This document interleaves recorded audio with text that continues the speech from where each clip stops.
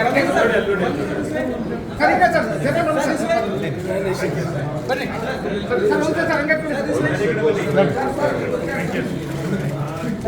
a surprise development, the Congress on Monday decided to contest the fourth seat for the Rajya Sabha polls, despite falling short of votes required to elect, and gave the ticket to Mansoor Ali Khan, KPCC General Secretary and educationist. Khan was the frontrunner for the Legislative Council polls from the Assembly last week, when the ticket was given to K. Abdul Jabbar, former MLC, at the last minute. Elections to 4 Rajya Sabha seats are scheduled on 10 June, and Tuesday is the last day for filing of nomination papers. After allotting 46 votes to Ramesh, the Congress falls short of 25 votes to get Khan elected.